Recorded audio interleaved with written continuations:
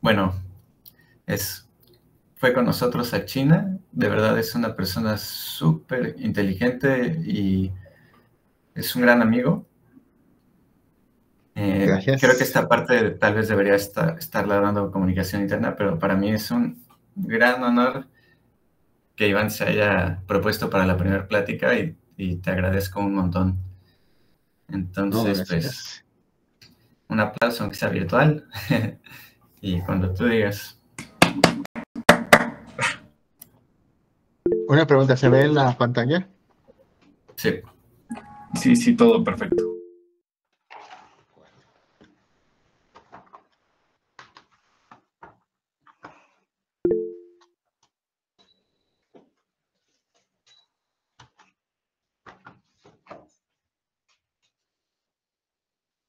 Entonces, ¿comenzamos? Cuando ustedes me digan. Sí, sí, comenzamos. Ya estamos, Jesús. ¿Qué dices, Jesús? Sí, pues, ya, venga. Ok, chicos, chicas, muchas gracias. Realmente me da mucho gusto. Es un honor para mí ser su inaugurar con ustedes este ciclo de ponencias del AI for MEX. Algunos de ustedes, pues, fuimos juntos a China, otros, pues, somos compañeros por parte del mismo esfuerzo de Infotech y Huawei, y la verdad es que me da mucho gusto saber que todos los esfuerzos que en los cuales han invertido tiempo y esfuerzo en inglés, pues estén dando frutos. Eh, esta práctica se llama ampliación de las capacidades de caracterización de la difracción de rayos X de polvos mediante difracción de rayos X, mediante inteligencia artificial. Soy investigador postdoctoral por CONACYT. Y el esquema de esta charla, voy a platicarles primero del objetivo del proyecto, hablarles un poquito de los antecedentes desde la perspectiva de la ciencia de materiales, la propuesta de este proyecto, algunos avances que se han tenido a lo largo de 3 años y las conclusiones, ¿no? Bueno, los objetivos de este proyecto consiste en que mediante una serie de pruebas de concepto se utilizan redes neuronales profundas y se busca que estas redes neuronales profundas hagan viable 4 objetivos. Uno de ellos es la estimación de lo que se conoce como band gap de materiales a través de un difractograma de polvos. Otro de ellos es estimar el tamaño de la celda unitaria de un material a través del mismo difractograma de polvos. Otro de ellos es determinar las posiciones de los átomos de la celda unitaria a partir de un difractograma de polvos. Y el último es estimar la estructura de bandas de un patrón de difracción. Cuando los objetivos de este proyecto se cumplan, los usuarios de esta técnica que se conoce como difracción de rayos X de polvos tendrán en sus manos, a partir de una medición, información clave. Es un proyecto bastante ambicioso. Lo que respecta a la estimación de brechas energéticas, no es algo que se haya hecho antes, y la determinación de posiciones de los átomos, que es algo que me encuentro enfrascado desde hace casi un año, se busca hacer directa esta determinación. Los dos primeros objetivos tienen que ver con aprendizaje supervisado, regresión. Los dos últimos tienen que ver con inteligencia generativa, y para ese propósito he trabajado con GANs. Vamos con algunos antecedentes. Los rayos X fueron descubiertos por Wilhelm Conrad Röntgen en noviembre de 1895 en Baviera, y a raíz de este descubrimiento, él recibió el premio Nobel, fue de los primeros científicos galardonados con el premio Nobel en física en 1901, y se llaman rayos X porque no se conocía la naturaleza de esos rayos en aquel entonces, y se tenía la disputa de si se trataba de materia o si se trataba de ondas. Vale la pena mencionar que en algunos países se conocen estos rayos como rayos Röntgen, en Alemania, en los países que hablan alemán.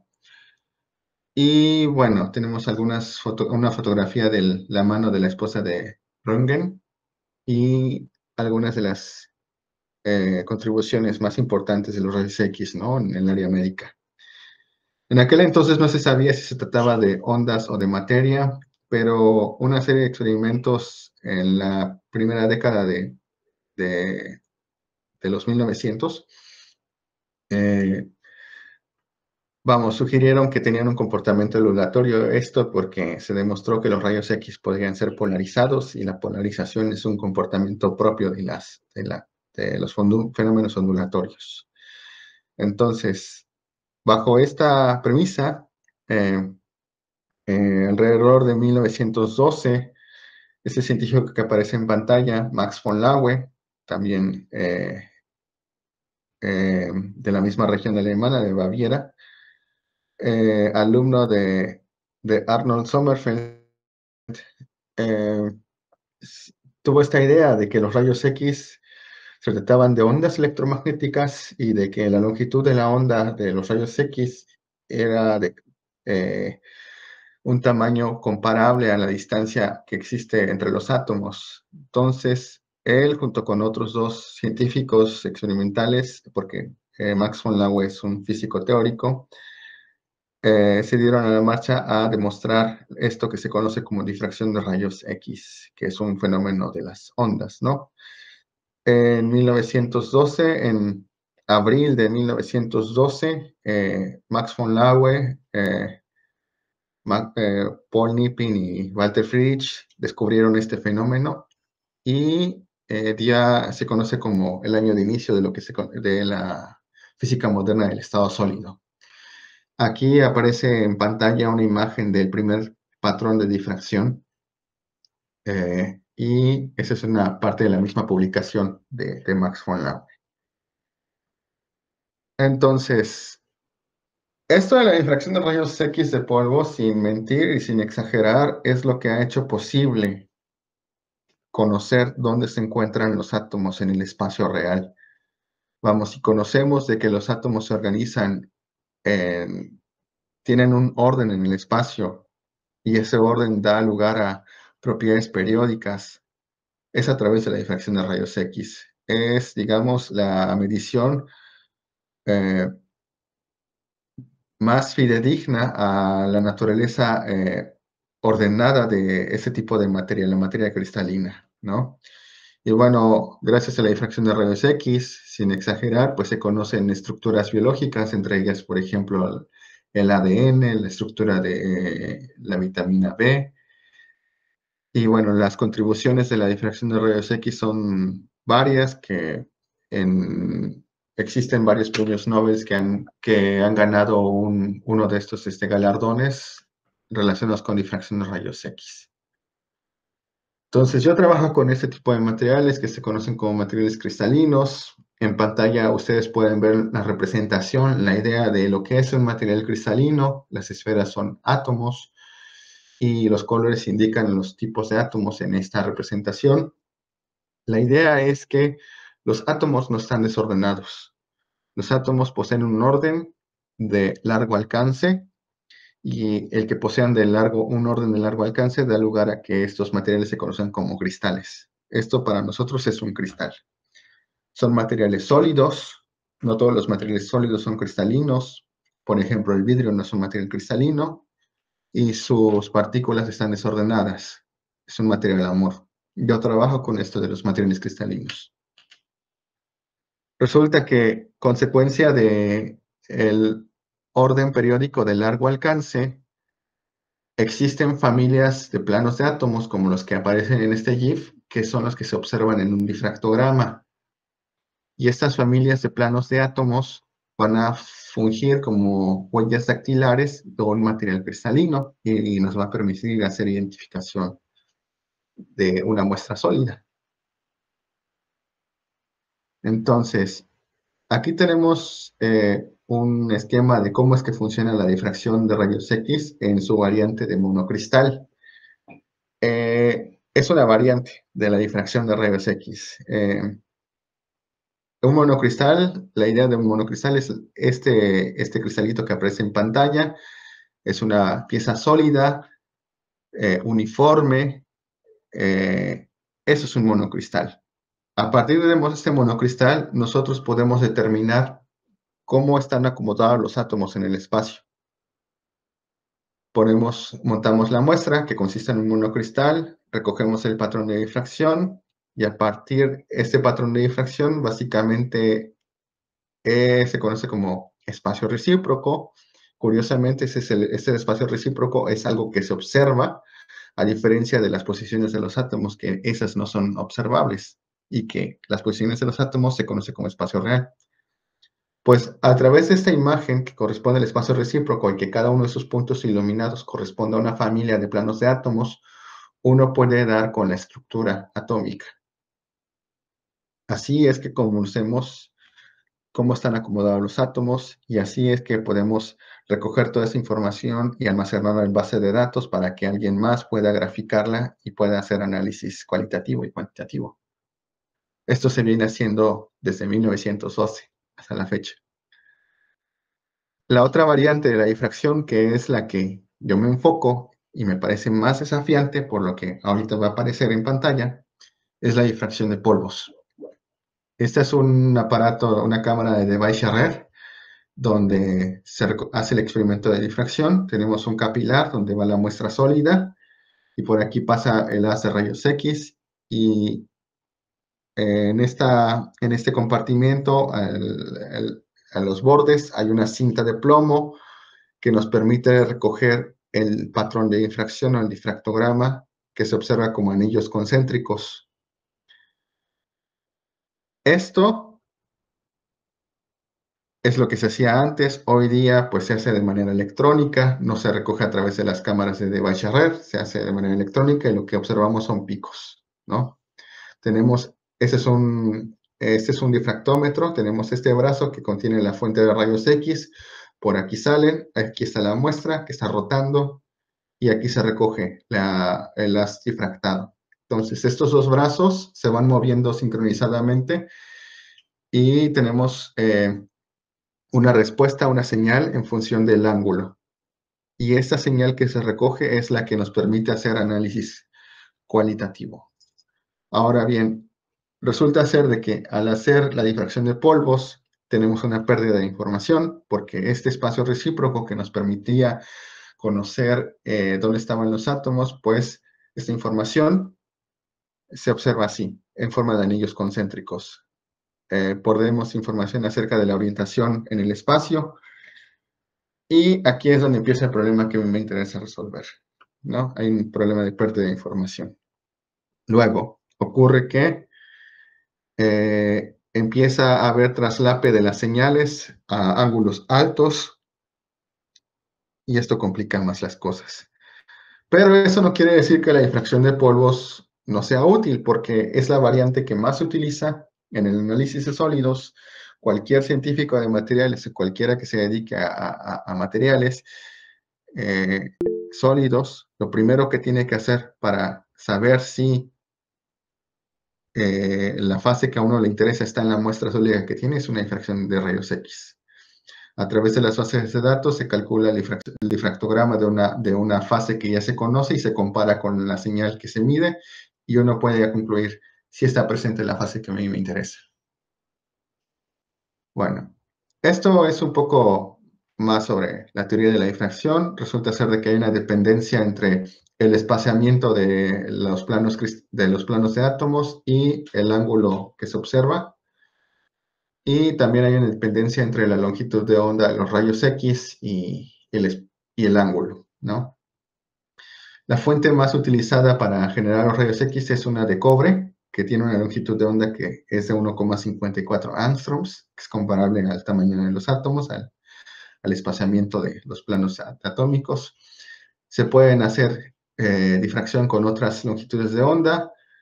En particular, llama la atención que cuando la longitud de onda se reduce, podemos recoger más información de eso que les comenté que se llama espacio recíproco, y al tener más información, en principio, podemos resolver mejor este problema inverso, ¿no? Ahora bien, los difractómetros normalmente trabajan con cobre, molibdeno es muy raro y cromo también es otro tanto raro. Esto de los difractogramas, de los patrones de difracción que se miden en aparatos que se llaman difractómetros, resulta ser de que uno puede simular el patrón de difracción y puede comparar esa simulación con lo observado. Y esto se hace a través del método de Ridgway, que es un método de mínimos cuadrados, donde se modela la señal observada con una serie de parámetros que nos va a arrojar mucha más información que la que se obtiene en un análisis cualitativo. Lo que normalmente la gente hace es medir la muestra en un difractograma, comparar si se presentan las fases que a uno le interesa, pero se le puede sacar más jugo a esa información. Información como, por ejemplo, si hay impurezas en la muestra o si hay cambios en el tamaño de la celda. Eso se puede hacer con el método de Ridgway. Bueno, así las cosas. Paso a comentar lo de la propuesta. No sé, no tengo ahorita acceso al chat, no sé, por ahí, no sé si hay alguna pregunta.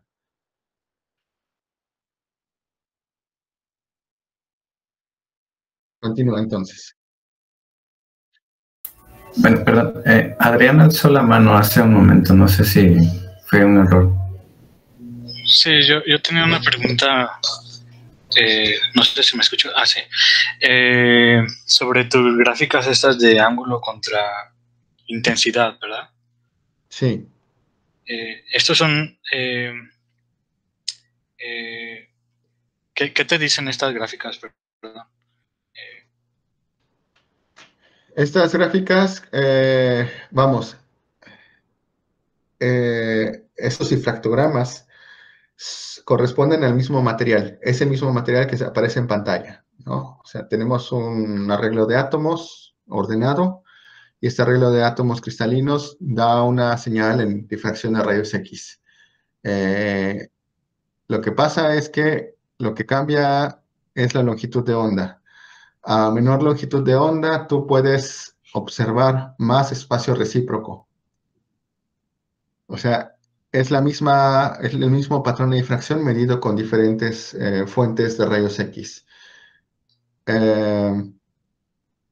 No sé si respondí a tu pregunta. Ya, o sea, y también mencionabas que a menor longitud de onda era más fácil resolver el problema inverso, ¿verdad? Sí, porque tienes más información sobre cómo es el espaciamiento de los planos de átomos. Si tú comparas, por ejemplo, el difractograma con una fuente de cromo, tú ves que tienes menos reflexiones o picos respecto a los de cobre y respecto a los de molibdeno. Ok, Sí, vale, ahora, vale. qué bueno que ahorita se hace este comentario. Les comentaba que en los Perdón. laboratorios, O sea, tengo ajá, entendido que entonces cada uno de estos elementos destaca ciertas partes de las difracciones. O sea, como que si quieres estudiar un cristal, puedes manejar diferentes elementos para tener una información más completa. sí, aunque déjame te digo que no es tan viable desmontar y montar un tubo de cromo y de cobre. Ese es un buen señalamiento que haces, Pablo, porque sí, no es viable y luego no es recomendable, ¿no? Estar cambiando el tubo de la fuente de rayos X. Y lo que quería comentar es que de los aparatos que hacen difracción, la fuente más usual es la de cobre. Entonces, lo comento porque la propuesta que se hace es, vamos, las pruebas de concepto que mostré al inicio están dirigidas a difractogramas recogidos en difractómetros convencionales de laboratorio, ¿de acuerdo? O sea, no queremos hacer una medición con fuentes, digamos, más inasequibles o, por ejemplo, no estamos pensando en recoger un patrón de difracción con sincrotrón, ¿no? queremos trabajar desde una perspectiva de un laboratorio, de un difractómetro de laboratorio, ¿no? Y hacerlo más accesible posible. Entonces, cuando estaba en el doctorado en 2017, era en mi primer semestre, yo trabajaba no con difracción de rayos X, sino con clasificación de materiales, con redes multicapa. Apareció este artículo en donde se muestra por primera ocasión que una red neuronal convolucional puede automatizar la clasificación de un difractograma en función de algo que se conoce como estructura cristalina. Ese es el primer artículo que aparece en la época. Y la idea en su momento me pareció una tomada de pelo, debo decírselo, porque digo, ok, le das el difractograma, la señal, y se lo pasas a una red convolucional y ya te clasifica en función de tus 7 sistemas cristalinos o de los grupos espaciales. Entonces, me pareció una toma de pelo, pero la idea es muy ingeniosa y en el camino pues he aprendido que el procesamiento que sale de la red convolucional nos arroja pistas de ese espacio recíproco. Esos son algunos artículos que han aparecido en el camino. El artículo de Park fue el de clasificación de estructuras cristalinas. De ahí salieron otros 3 artículos, básicamente validando la propuesta de Park. Hay otras aproximaciones que tienen que ver con el uso de redes convolucionales y difracción de rayos X para identificar fases de baterías de litio. Otro que tiene que ver con la predicción de brechas energéticas. Bueno, ese es mi trabajo. Y bueno, esos son algunos de los artículos que han aparecido. Entonces, básicamente yo trabajo con esto que se conoce como datos no estructurados, ¿no? Nada más que son datos no estructurados en una dimensión. Mi propuesta es, vamos a trabajar con el espacio recíproco como dato de entrada. Tengo esto que es un patrón de difracción de polvos que contiene información del espacio recíproco comprimido en una dimensión por la pérdida de información que les había comentado. Y a partir de este patrón de difracción vamos a estimar el tamaño de la brecha energética. Esta idea no suena, vamos, analíticamente no es posible plantearla. Pero vamos, este espacio recíproco tiene que ver con la densidad electrónica. Y la densidad electrónica en cualquier material está relacionada con propiedades ópticas y de transporte de corriente. Muchos químicos lo que hacen para explicar propiedades de los materiales es basarse en la densidad electrónica. De ahí hay un método computacional que se conoce como teorías de funciones de la densidad, que en lugar de calcular, por ejemplo, las funciones de onda, lo que hacen es aproximar las propiedades en términos de la densidad electrónica. Entonces, nosotros no tenemos una imagen de la densidad electrónica del material en un difractograma de polvos, pero ese espacio recíproco está relacionado con esa densidad electrónica. Analíticamente no podemos establecer una relación entre eso que observamos en un difractograma y la brecha energética, pero si existe, quizás una red neuronal convolucional puede hacerlo. Entonces, esa es mi propuesta. Extender las capacidades de la caracterización de la difracción de rayos X de polvos. ¿Para qué? Para que cuando llegue un usuario de la difracción de rayos X y me traiga una nueva muestra, se le pueda proporcionar más información que la que tendría típicamente. Entonces, ese es mi difractograma.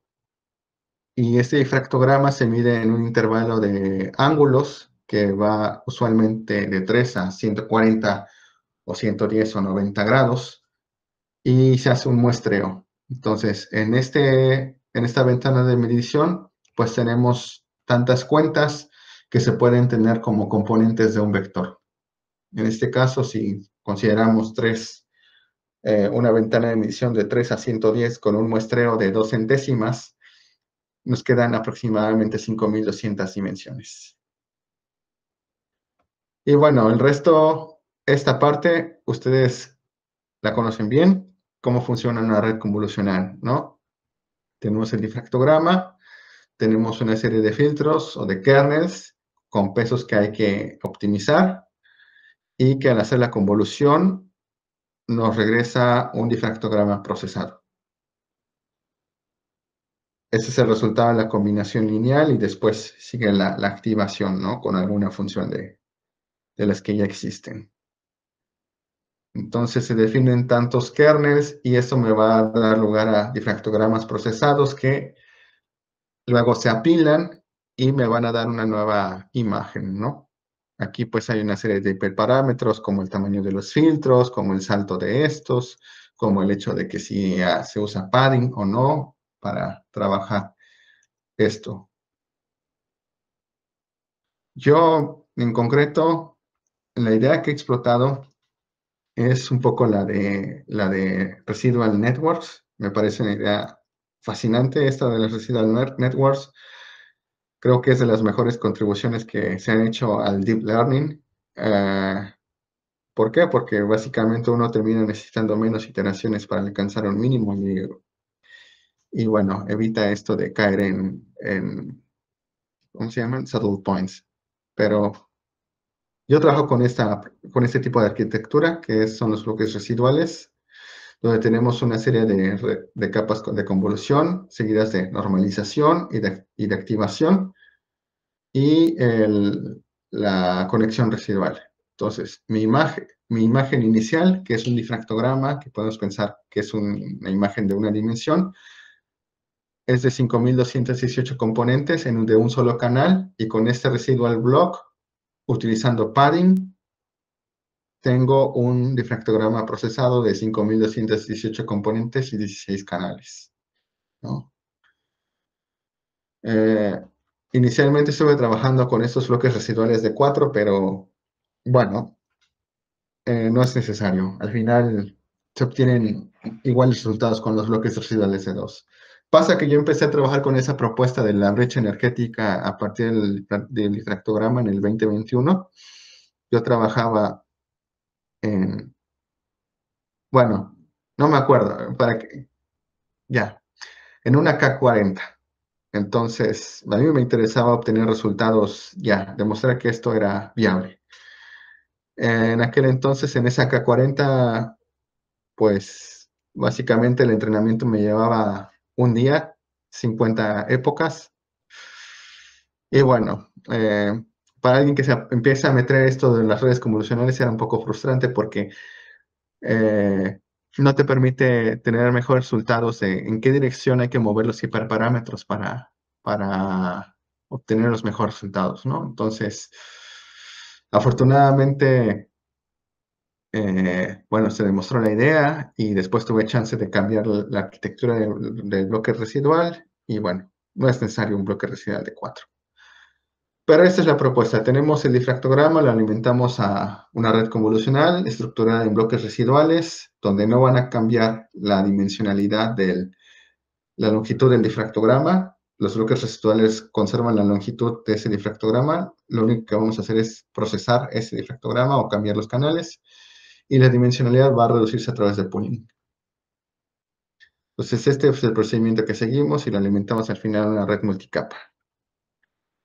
Y yo llamo a esta arquitectura, bueno, a estos módulos como 4RP, de bloque residual de 4, seguido del pooling. Entonces, aquí estamos definiendo una arquitectura de 4RP, de 10 módulos de 4RP, y esto es cómo cambian los datos antes y después. Al inicio tengo aquí 5.218 dimensiones de un canal, termino con 2.609 dimensiones y 16 canales, después del pooling. Y se repite hasta llegar a esta dimensionalidad del difractograma. 5 componentes de longitud y 128 canales. Al final, a mí me llama mucho la atención esto porque Vamos, yo medí de 3 a 110 con un muestreo de 2 centésimas y al final esa ventana de medición de 3 a 110 está representada con 5 componentes, ¿no? Y bueno, aquí ya cuando se tiene esta representación, lo que podemos hacer, inicialmente trabajaba con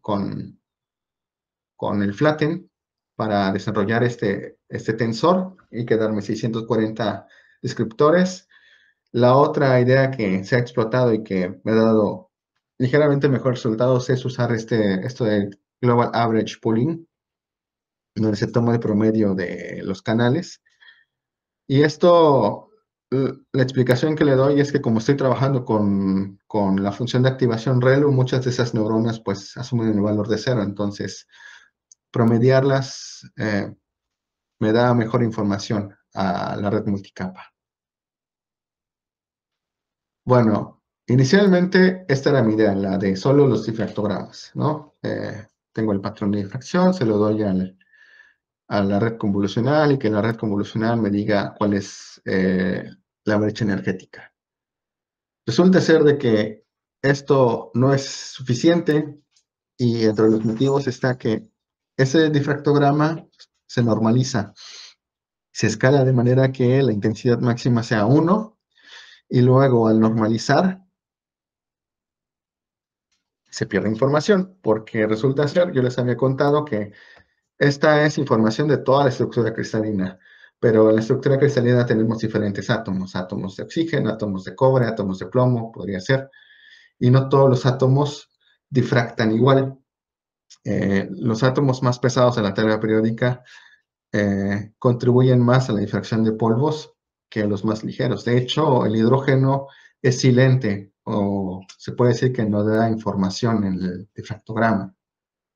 Entonces había que ingeniárselas para recuperar esta información y dije, bueno, ¿qué tal si además le alimentamos un vector composicional que diga qué elementos están en la muestra que se está midiendo y que cuando esto se desarrolle, nada más le tenga que preguntar al dueño de la muestra, oye, ¿qué tiene tu muestra? Y ya.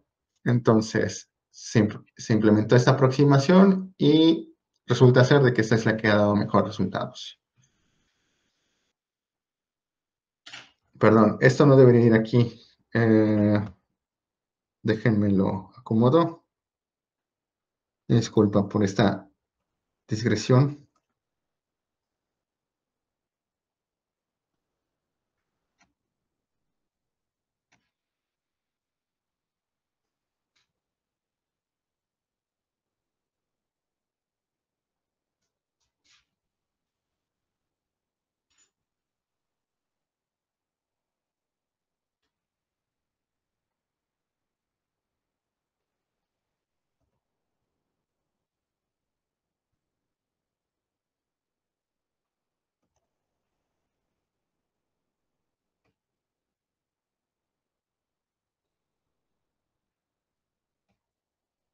¿Sí se ve la presentación?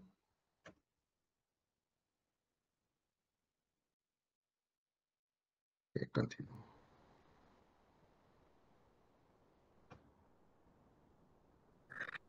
Sí, se dejó de ver la presentación.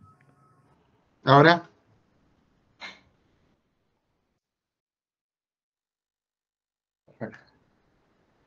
Bueno, perdón, se me desacomodó esto. Bueno, para eso hay que necesitamos datos. Yo trabajo principalmente con esta base de datos que es Crystallography Open Database, que contiene información de 500,000 compuestos cristalinos, orgánicos e inorgánicos. Es libre, se puede descargar. Como les comentaba, desde 1912 se ha venido recogiendo información de el arreglo atómico a través de la difracción de rayos X. Entonces, una vez recogida esa información, se vacía en una especie de archivos que se llaman archivo de información cristalográfica, que contiene los datos necesarios para recalcular el difractograma cuando se necesite. Entonces, eso está aquí, en Crystallography Open Database. También he trabajado con otras bases de datos que contienen información sobre el BandGap, en concreto con Organic Materials Database, con Quantum Move Database y con información de este artículo publicado en el 2020 de compuestos inorgánicos. Entonces, para esta parte de la demostración de la determinación del band gap a partir de un patrón de difracción, se trabaja con estas colecciones. Contienen esta cantidad de compuestos cada una de ellas, y de cada uno de esos compuestos se simuló el difractograma. Y no nada más se simuló el difractograma, se hizo un aumento de datos considerando otras variables, de manera que la colección se cuadruplicó. En una primera instancia, el aumento de datos se hizo considerando diferentes tamaños de cristal, de cristalita, así se llama. Entonces, miren, aquí presento los resultados obtenidos de la estimación de band gaps con un tipo de material que se llama MOFs. El 20% de la colección fue a dar al conjunto de prueba.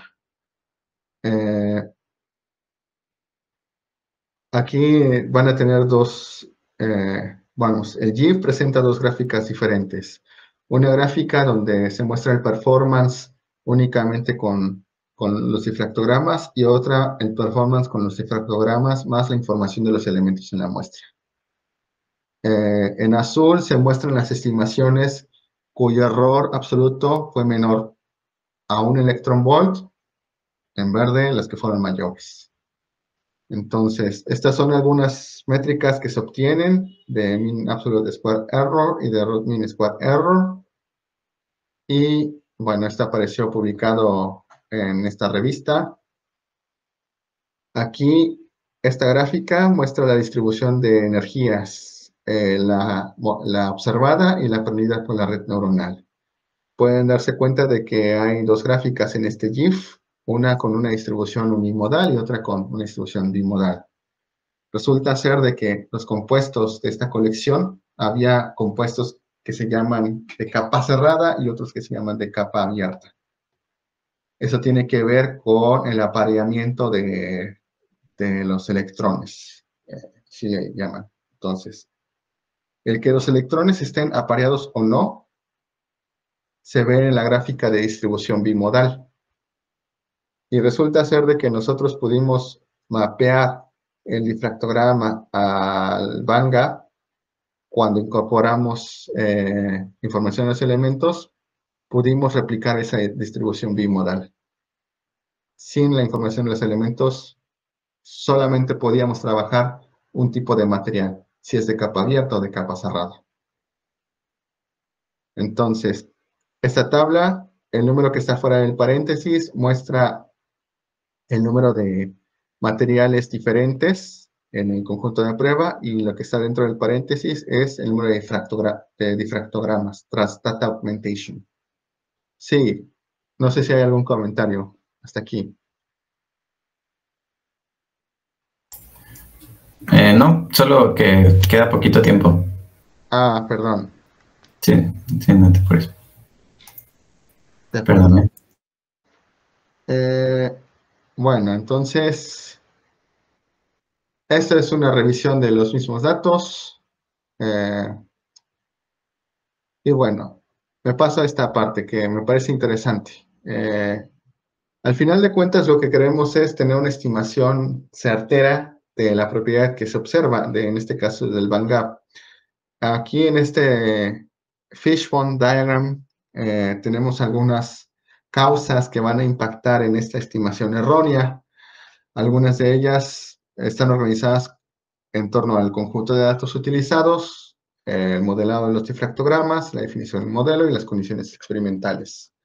El conjunto de datos, pues, no es algo que dependa de uno porque trabaja con colecciones que están ahí. O sea, yo no hice la base de datos.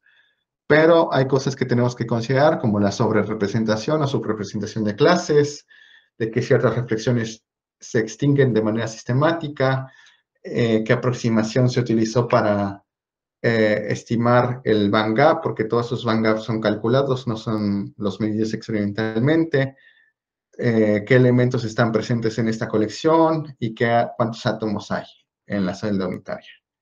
Esta parte, que es una parte que sí me corresponde y que se puede explotar y jugar con ella es la del modelado de los difractogramas. Como les comentaba, uno se dedica a simular esos difractogramas y aquí va a impactar el muestreo utilizado, la ventana de medición, la fuente de rayos X que se considera que, como yo les comenté, trabajo con una fuente de rayos X convencional que es de cobre, las condiciones del equipo y otros que tienen que ver con la muestra. Más información que depende de uno, que es la definición del modelo, la arquitectura de la red neuronal. La función objetivo resulta ser de que la función objetivo en la que se entrena aquí, como es un ejercicio de regresión, se trabaja mejor con la función log-cosh, el logaritmo de y la evaluación del modelo. Aquí pues establecemos alguna métrica en cuanto a band gap que permita establecer esto que se conoce como el incremento y que nos permite decidir si el modelo obtenido vale la pena de que se mande a publicación, ¿no? Y otras que tienen que ver con las condiciones de medición, que ya no depende de uno, pero pues no quiero decir que el técnico o las experimentales tienen que sujetarse a lo modelado, no es más bien como un ponerse de acuerdo, pero las condiciones de medición van a impactar en el performance de la estimación, ¿no? Porque al final de cuentas esto se hace con difractogramas simulados, la simulación es buena, pero pues la medición tiene que hacerse lo más cercano a estas condiciones. Bueno, como me queda poco tiempo, me gustaría mostrarle cosas que creo que quizás van a ser mucho más interés para ustedes, ¿no? Eso de la estimación de parámetros de red resulta ser de que cuando uno quiere determinar la estructura cristalina a partir de un polvos, es esto como estar en un laberinto, a partir de un polvos.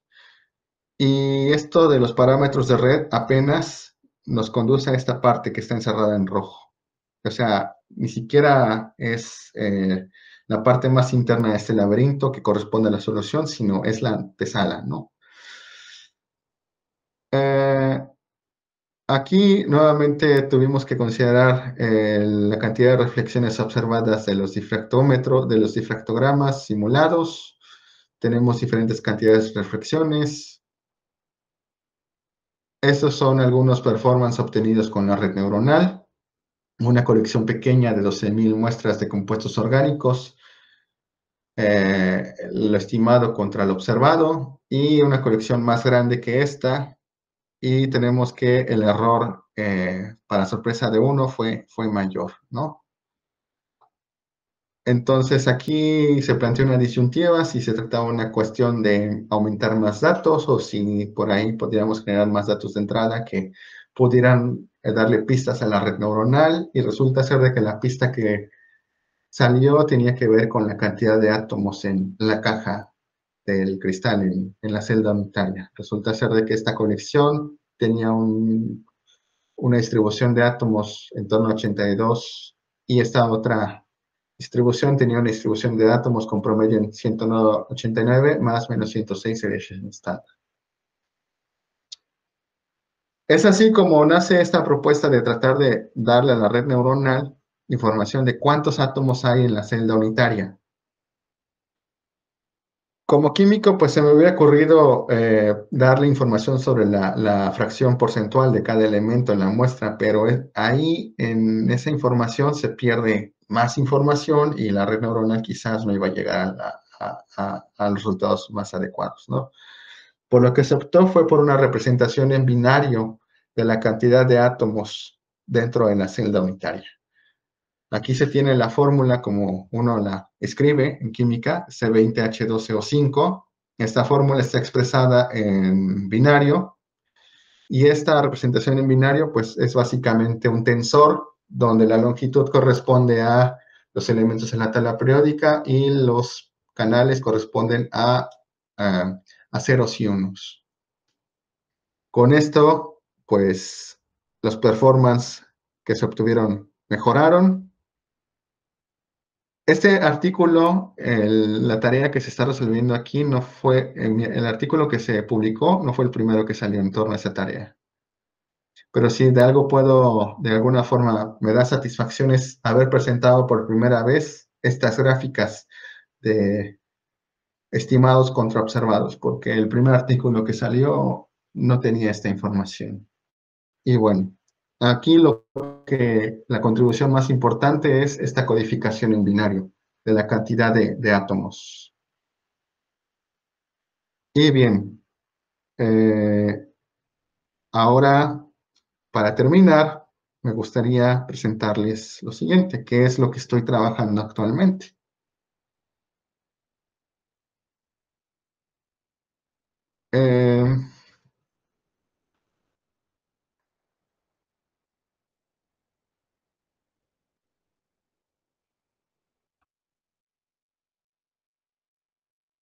Ya casi termina, no se preocupen. Miren, como les comentaba, la determinación de una estructura cristalina es directa a través de un difractograma de monocristal. Cuando es de polvos, hay información que se pierde porque ese espacio de 3 dimensiones queda comprimido a una dimensión y luego tenemos el problema del solapamiento de señales. Para mí es quizás personalmente, profesionalmente, es el mayor reto que hasta ahora tengo.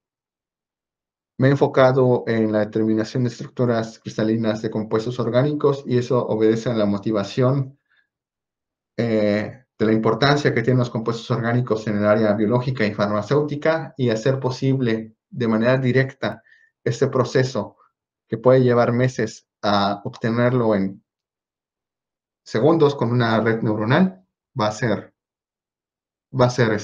un avance.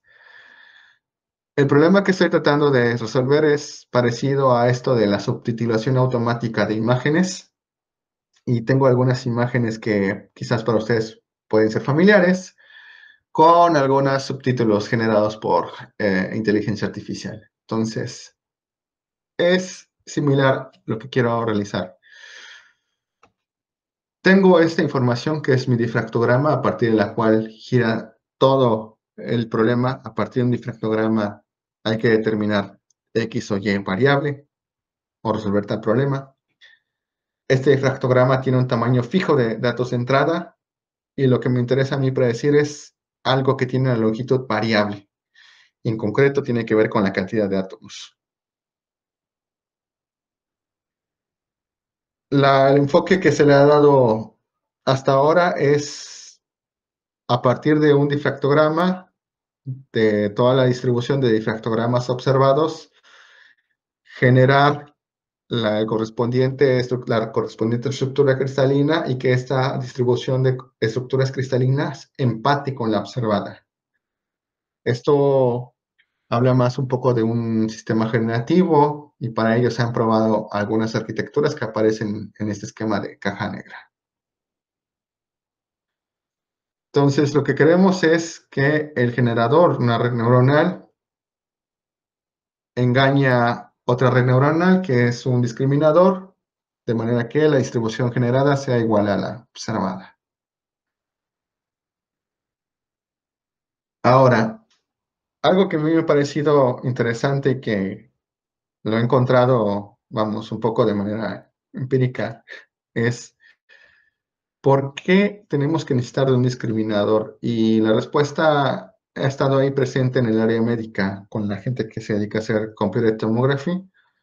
Ellos han trabajado con GANs para mejorar la calidad de estas imágenes y resulta ser de que encuentran mejores, ellos parten de una tomografía a bajas condiciones de radiación y lo que quieren es tener una tomografía en condiciones de rutina, dosis de rutina.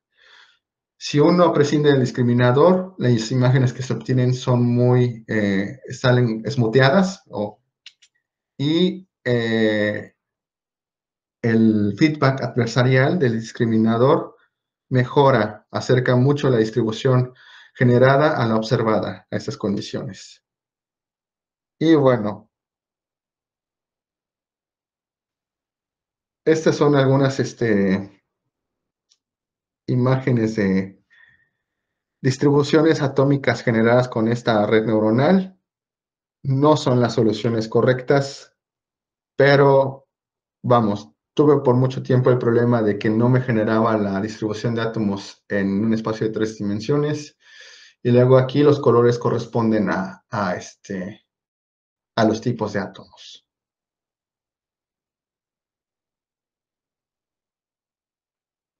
Bueno, ya terminamos. La conclusión es que los sistemas de inteligencia artificial basados en redes neuronales han demostrado ser útiles en la resolución de problemas inversos que se derivan de la difracción de rayos X de polvos. Y lo que se espera es que estos sistemas contribuyan a la automatización y aceleración de las caracterizaciones materiales mediante el acceso a propiedades clave. Hasta ahora, eso es lo que se ha logrado en estos 3 años de investigación: estimar la brecha energética, parámetros de red, hacer clasificación a través de los rasgos de las capas intermedias con transfer learning e identificar fases mayoritarias con algoritmos de PCA y de K-means. Y se cuenta con un banco de datos de más de 900,000 difractogramas. Agradecimientos a CONACYT porque paga la beca, y al Instituto de Física, al doctor Bokimi, que fue mi asesor en doctorado, al ingeniero Antonio Morales, que hace las mediciones experimentales, y a mi supervisora actual, la doctora Patricia Quintana, de Lambio, que es donde estoy haciendo el postdoc ahora. Y bueno, hasta aquí le dejamos. Gracias.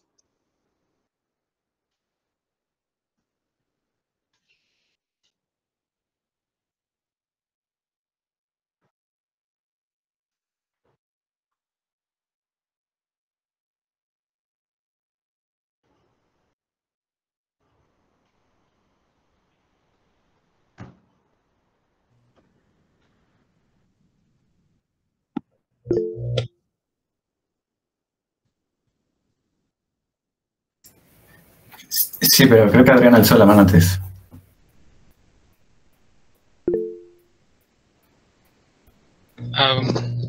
Bueno, yo quería preguntar, ¿cuál consideras tú que son las limitaciones que tiene tu método y qué estrategias estás pensando tú para mejorarlo?